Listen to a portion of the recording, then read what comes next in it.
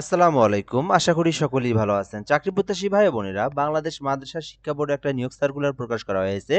যেখানে কিন্তু বর্তমানে আবেদনও শুরু হয়েছে। তো আপনারা এই সার্কুলারটা দেখতে পারেন। এখানে অনেকগুলো পদের সংখ্যা রয়েছে।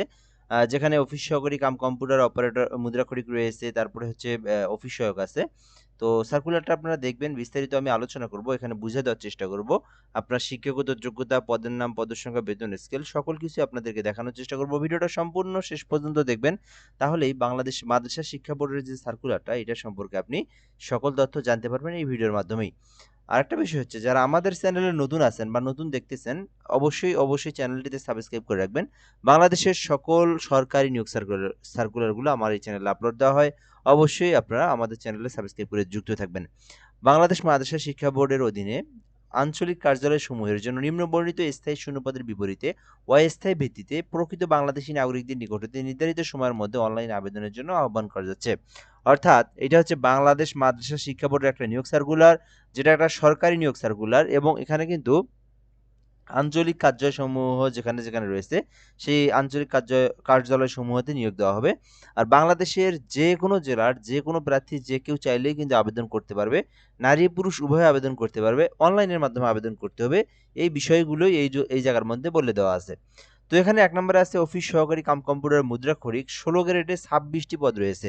তো আপনারা যদি এই যে অফিস সহকারী কাম কম্পিউটার মুদ্রাক্ষরিকে আবেদন করতে ইচ্ছুক হন, সেক্ষেত্রে আপনাদের শিক্ষাগত যোগ্যতা প্রয়োজন শুধুমাত্র এইচএসসি পাস, অর্থাৎ ইন্টার পাস করেই কিন্তু আপনারা আবেদন করতে পারবেন।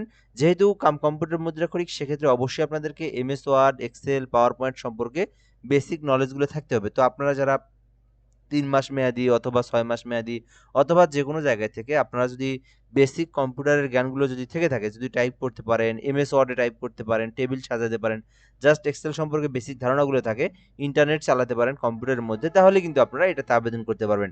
২ নম্বর আছে বুক বাইন্ডার, ১৯তম গ্রেডে ২ টি পদ রয়েছে। এই ক্ষেত্রে আবেদনের জন্য শুধু এসএসসি পাস করলে আবেদন করতে পারবেন, আর ৫ বছরের কাজের অভিজ্ঞতা থাকতে হবে। যেহেতু এটা বুক বাইন্ডার, সেক্ষেত্রে অবশ্যই অভিজ্ঞতা থাকতে হবে, তাহলেই আপনি আবেদন করতে পারবেন। ৩ নম্বরে বার্তা বাহক পদে একটি পদ রয়েছে ১৯তম গ্রেডে। তো এইটাতে আবেদনে শুধু ৮ম শ্রেণী পাস থাকলে কিন্তু আপনি বার্তা বাহক এইটাতে আবেদন করতে পারবেন। ৮ নম্বরে আছে অফিস সহায়ক ২০তম গ্রেডে ১৭টি পদ রয়েছে। তো বেসিক্যালি যারা ৮ম শ্রেণী পাশে সরকারি চাকরি খুঁজে থাকেন বা এসএসসি পাশে ওই এইচএসসি পাশেও যারা অফিস সহকারী জবগুলো খুঁজে থাকেন, আপনারা কিন্তু এটাতে করতে পারেন। ২০তম গ্রেডের মধ্যে মোট ১৭টি পদ রয়েছে। সো এটা দেখতে পারেন। এছাড়াও এখানে মালি আর একটা পরিচ্ছন্নতা কর্মী ২ টা পদ রয়েছে। শুধু ৮ম শ্রেণী পাস থাকলে আপনারা আবেদন করতে পারবেন। তো এই সার্কুলারে আপনি আপনার শিক্ষাগত যোগ্যতা অনুযায়ী যে পদে ইচ্ছা সেই পদে আবেদন করতে পারেন। আমি বেসিক্যালি বলব, এখান থেকে এসএসসি পাস থাকলে অফিস সহায়ক পদে আবেদন করতে পারেন। আর এইচএসসি পাস থাকলে অফিস সহকারী কাম কম্পিউটার মুদ্রাক্ষরিকে আপনারা আবেদন করতে পারেন। আচ্ছা, এরপরেও কিছু বিষয় অবশ্যই জানতে হবে। ১৮ হতে ৩২ বছর পর্যন্ত এই সার্কুলারে, অর্থাৎ সর্বশেষ যে নীতিমালা অনুযায়ী চাকরির বয়স যেটা ৩২ বছর পর্যন্ত আবেদনের জন্য সময়সীমা, সেটাই আবেদন করতে পারবেন ৩২ বছর পর্যন্ত।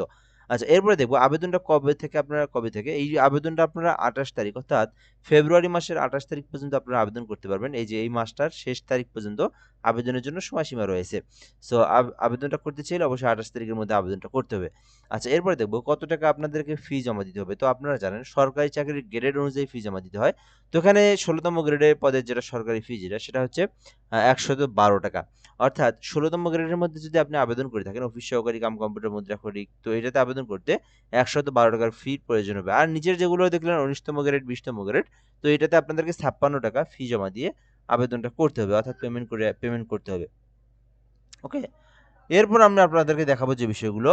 আবেদন করতে যদি নিজেরাই আবেদন করতে চান, সেক্ষেত্রে আবেদনের জন্য ৩০০/৩০০ পিক্সেলের একটা ছবি এবং ৩০০/৮০ পিক্সেলের একটা স্বাক্ষর লাগবে। যদি আপনি নিজে আবেদন করেন, ফটোশপের মাধ্যমে এগুলো আপনাদেরকে ক্রপ করে কেটে নিয়ে আপনাদেরকে আবেদনটা করতে হবে। আচ্ছা, এরপর আমরা দেখব কিভাবে আপনি আবেদন করবেন এবং আবেদনের প্রসেসটা। তো আপনি যদি এই সার্কুলারে আবেদন করতে চান, নিজেই যদি আবেদন করতে চান, সেক্ষেত্রে bmebteletalk.com.bd এই যে লিঙ্ক যেটা দেওয়া আছে ওয়েবসাইট, এই ওয়েবসাইটে প্রবেশ করবেন গুগল অথবা ক্রোম ব্রাউজারের মাধ্যমে। প্রবেশ করে সকল তথ্যগুলো পূরণ করে সকল তথ্যগুলো দিয়ে আপনাকে আবেদনটা করতে হবে। আর আমি তো বলেই দিছি আবেদনটা কিন্তু ২৮ তারিখ পর্যন্ত করতে পারবেন। আর আপনি চাইলে আমার মাধ্যমে আবেদন করে নিতে পারবেন। সেক্ষেত্রে আমার যে হোয়াটসঅ্যাপ নাম্বারটা দেওয়া আছে, এইটা আমি আপনাদেরকে দেখাচ্ছি এখান থেকে। আমার হোয়াটসঅ্যাপ নাম্বারে যোগাযোগ করে আপনি আমার মাধ্যমে আবেদন করে নিতে পারেন। যে কোনো সরকারি চাকরির আবেদনের জন্য এই হোয়াটসঅ্যাপ নাম্বারে এসএমএস করতে পারেন 30312 01777 এই নাম্বারে হোয়াটসঅ্যাপে এসএমএস করবেন। আমি আপনাকে একদম সুন্দরভাবে নির্ভুলভাবে যে কোনো সরকারি চাকরির আবেদন করে দিতে পারবো। আচ্ছা, এরপরে আমরা দেখব এখান থেকে আবেদনের জন্য আবেদন করে দেওয়ার পরে আপনাদেরকে টেলিটক সিমে রিচার্জ করতে হবে। যদি নিজেই আবেদন করেন বা নিজেই পেমেন্ট করতে চান, সেক্ষেত্রে আপনার জন্য এখানে পেমেন্ট যে অপশনটা দেওয়া আছে এটা আপনাদেরকে অবশ্যই দেখা উচিত। কিভাবে আপনি পেমেন্টটা করবেন? তো পেমেন্ট করার জন্য ফার্স্ট এসএমএস এ আপনারা টাইপ করবেন বিএমইবি লিখবেন। লেখার পরে স্পেস দিয়ে ইউজার আইডি লিখবেন। লেখার পরে 16322 নাম্বার যেটা টেলিটক সিমের নাম্বার, এই নাম্বারে সেন্ড করে দিবেন। তো এই নাম্বারে সেন্ড করে দিলে আপনাকে একটা পিন নাম্বার দিবে এসএমএস এর মাধ্যমে। তো পরবর্তীতে আবার আপনাদেরকে এসএমএস টাইপ করতে হবে BMEB space yes space PIN number দিতে হবে। এই নাম্বারে সেন্ড করতে হবে 16222 এই নাম্বারে সেন্ড করে দিলে আপনার অ্যাপ্লিকেশনটা সাকসেসফুলি সাবমিট হয়ে যাবে। দেখতেই পারতেছেন এখানে আবেদনের জন্য যে লিঙ্ক যেটা দেওয়া আছে। সো এই নাম্বারে আপনার যে এরকম একটা আপনারা এসএমএস পাবেন যেখানে আপনার ইউজার আইডি পাসওয়ার্ড থাকবে। এটা দিয়ে আপনি আবার পরবর্তীতে পেমেন্টটাও চেক করে দেখতে পারবেন। এবং আপনার পেমেন্টের টাকাটাও কিন্তু কেটে নেওয়া হবে সঙ্গে, সঙ্গে। সো আশা করি আপনারা বুঝতে পেরেছেন। এখানে আবেদনের সময়, তারপরে শিক্ষাগত যোগ্যতা, বয়স, বেতন স্কেল, আবেদনের প্রসেস, পেমেন্ট পদ্ধতি সকল কিছু আপনাদেরকে দেখানো হইলো। তো যারা আবেদন করতে ইচ্ছুক আবেদনটা করতে পারেন। আর যদি কোনো কিছু জানতে চান সেক্ষেত্রে কমেন্ট করে জানাতে পারেন। আর আমি তো বলেই দিলাম আবেদন আমার মাধ্যমে করতে চাইলে এই নাম্বারে যোগাযোগ করতে পারেন। তো এ পর্যন্তই ভালো থাকবেন। আসসালামু আলাইকুম।